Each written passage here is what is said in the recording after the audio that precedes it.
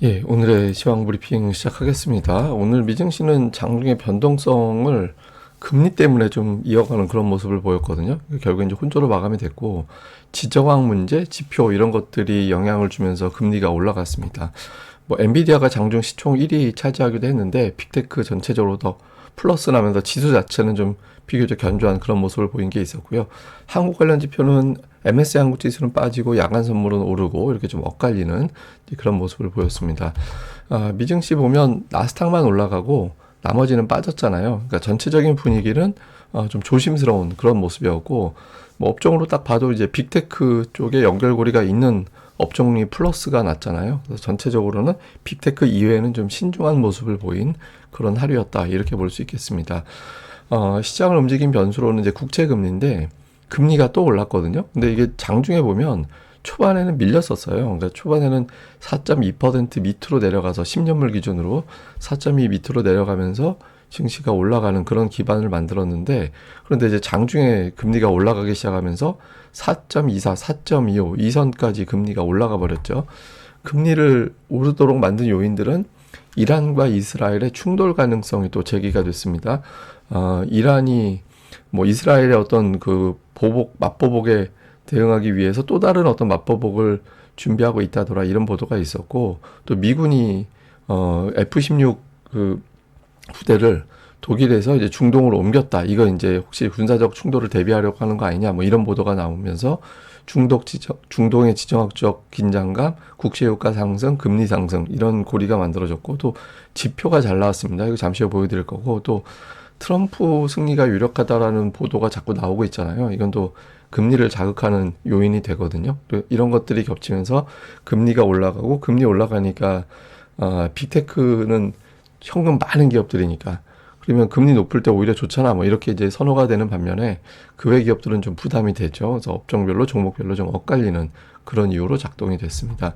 뭐 지표 때문에 금리가 올라갔다라고 말씀을 드렸는데, 미시건대 10월 소비자 심리 지수가 70.5, 예비치 때 68.9였거든요. 예비치보다 높게 나왔고, 이 수치 자체는 4월 이후에 최고치를 기록하는 그런 모습을 보였거든요. 근데 이게 특이한 건 뭐냐면, 그 지지 정당별 사람들이 느끼는 강도가 달랐다라는 거예요. 예를 들면 그 민주당, 그러니까 해리스 지지하는 사람들은 소비 심리가 조금 떨어지는 그런 모습을 보인 반면에, 공화당을 지지하는 사람들, 그러니까 그 트럼프를 지지하는 사람들의 심리는 올라갔다라는 거예요. 그래서 이 데이터를 보면서 사람들이 이거 트럼프 당선 분위기 이런 쪽으로 사람들이 생각하나 보다, 그러니까 이렇게 이제 평가를 하게 된 거죠. 그래서 이런 것들이 겹치면서 금리가 또 이제 자극이 되는 그런 이유로 작동이 됐습니다. 뭐 주요 코멘트들 좀 보면, 뭐 아무래도 신적 시즌, 고용지표, 선거 이렇게 시리즈로 이어지기 때문에 투자들이 좀 신중해진 것 같다, 이런 분석도 있고, 또 이제 어쨌든 트럼프가 당선되면 증시 올라갈 거다, 그러니까 이런 주장들도 있고요. 단기로는 금리 변동성이 연동이 될 수밖에 없다, 뭐 이런 주장들 나왔는데, 뭐 다 뻔히 알고 있는 내용들이고, 제가 주목한 건 마지막 겁니다. 그러니까 뱅크 오브 아메리카에서 고용지표 예상을 했는데 10월 비농업 일자리가 10만 명 정도밖에 안 나올 것 같다. 허리케인하고 보잉 파업 이런 것들 때문인데, 뭐 고용지표가 실제로 10만 초반 정도로 나오게 된다라면, 그러면 이제 금리 인하에 대한 어떤 기대감, 또 명분 이런 것들이 유지가 될 수 있거든요. 그래서 아마도 제 생각에는 요 데이터가 나오면, 물론 이제 고용지표 나쁘게 나왔다라고 해서 경기 둔화로 해석하는 쪽도 일부 있긴 하겠지만, 어쨌든 이런 데이터 자체가 금리 인하에 대한 어떤 분위기를 다시 한번 자극할 가능성이 있다라는 점도 동시에 봐야 될 것 같습니다. 주요 종목은 뭐 시가총액 상위 종목 다 올랐어요.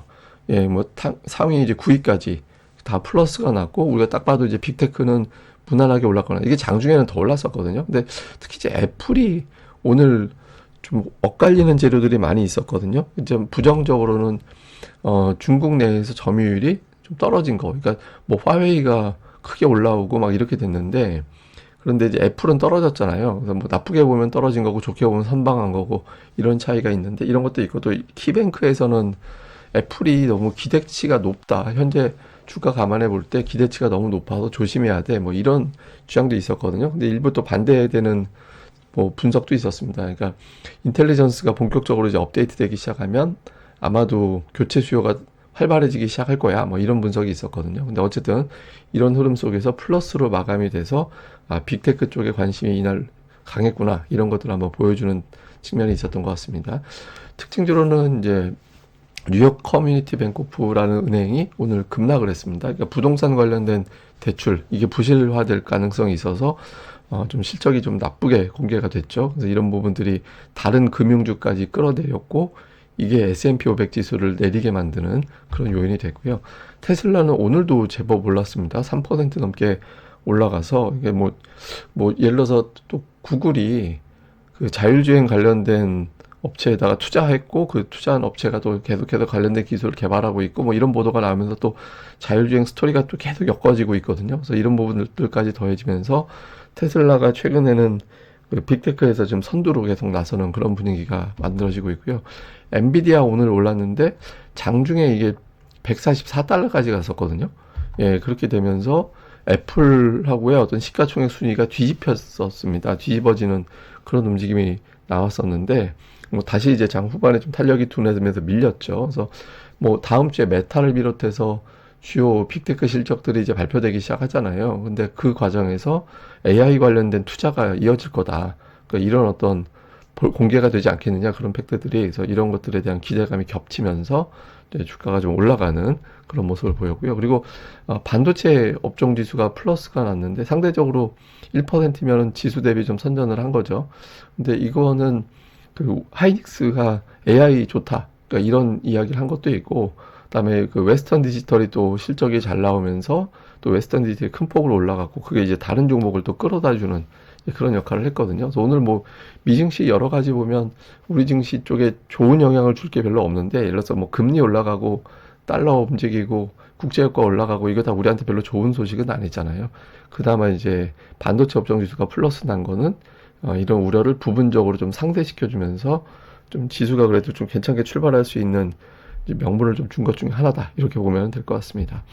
뭐 특징적인 뉴스 하나가 있었는데, 이게 그 워싱턴 포스트에서 이번 대선에서 후보 지지를 안 하겠다라는 거예요. 그리고 앞으로도 안 하겠다. 이게 이제 좀 뒷사연을 보면 그 여기 대주주가 이제 그 이름이 갑자기 생각이 안 나네. 제프 베조스잖아요. 근데 이 사람이 아마존 이제 대주주죠. 근데 이 사람이 예전에 이제 반대쪽 지지했다가 트럼프한테 보복을 당해서 100억 달러짜리 프로젝트가 수주되는데 방해를 받았다. 그러니까 이런 어떤 내용을 공개한 적이 있었거든요. 그래서 이게 잘못 지지해가지고 이번에 원래 해리스 지지하려고 했다는데 잘못 지지했다가 이제 뒤탈 생길까봐 쫄아가지고 이걸 못하겠다라는 거예요. 한마디로 보면 제가 보기에는. 그래서 뭐 이런 게 나온 거, 트럼프 시로 가는 분위기가 자꾸 만들어지는 것 같습니다. 근데 제가 오늘 차트를 올리려다가 말았던 게 응답하라 2012인가? 하여튼 오바마가 뒤지고 그 마지막 여론조사 때 뒤진 상태로 들어갔다가 실제로는 이제 이긴 그런 경우가 있었거든요. 그래서 좀 뭐 지금의 여당 쪽에서는 이제 그때 당시를 또 자꾸 기대하는 것도 없잖아 좀 있는 것 같습니다. 요건 제가 나중에 정리해서 다시 한번 설명드리겠습니다. 한국 관련 지표는 MSCI 한국 지수는 빠지고 야간 선물 올랐는데, 제가 늘 말씀드리지만 MSCI 한국 지수는 어제 우리 증시 마감된 거 반, 오늘 미증시 분위기 반, 이렇게 반반 반영하거든요. 그래서 실제로는 약간 플러스가 난 정도였다, 뭐 이렇게 보면 될 것 같습니다.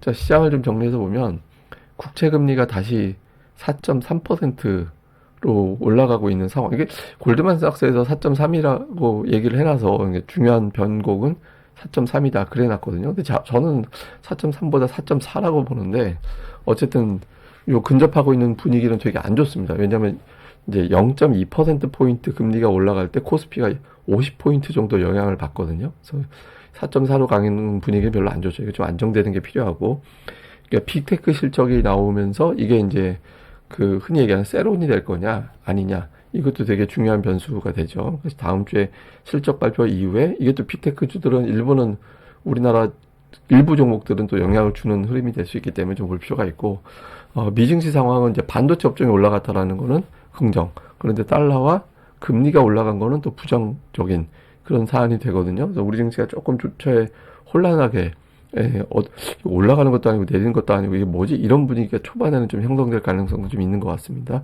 그런데 이제 신흥시장 쪽에 자금이 약간 좀 빠져나간 것 같거든요. 이건 아마 제가 보기에는 뭐 우리나라 뭐 대만 이런 게 아니라 이제 중국의 강하게 자금이 들어갔다가 중국에 올라가는 게 아닌가 뭐 이렇게 생각하는 자금이 좀 나간 것 같아요. 근데 어쨌든 신흥시장 전체적인 자금 동향은 제가 주간 증시 전망대 시간에 다시 한번 정리해 드리도록 하겠습니다. 자, 제가 오늘 준비한 건 그 미국의 변동성 지수라는 게 있어요. 이게 이제 빅스라고도 하고 이제 뭐 공포 지수라고도 표현을 하는데, 이거는 쉽게 얘기해서 S&P 500 지수가 한 달 동안 얼마의 변동성을 보일 거냐 이걸 보여주는 데이터거든요. 근데 보통 일반적으로는 12 정도 가면은 이제 너무 시장이 좋아서 이거는 과매수다 이렇게 보고, 20 정도 가면 너무 공포감이 커서 과매도다 이렇게 보거든요. 근데 지금 최근에 되게 특이한 게 지수는 올라와 있는 상태에서 공포 지수는 20에 가 있어요. 그러니까 이 그 변동성 지수 자체는 과매도를 얘기하는데 지수는 전혀 반대되는 상황이 생기고 있잖아요. 이게 증시가 굉장히 언밸런스한 거거든요.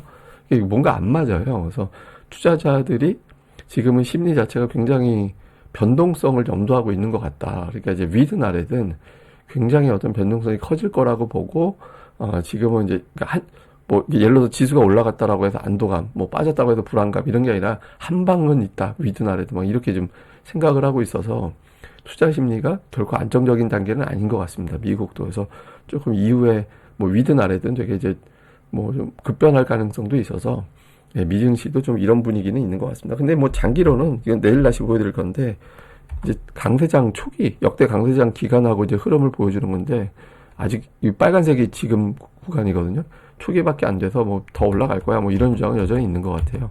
예, 근데 어쨌든 지금 미증시도 이렇게 평범할 것 같지는 않다라는 점도 우리 이제 또 주목을 해봐야 될 것 같습니다. 자세한 건 제가 또 주간 증시 전망대 시간에 내용 정리해 드리겠습니다. 예, 이 방송 구독하기, 좋아요 꼭 부탁드립니다. 감사합니다.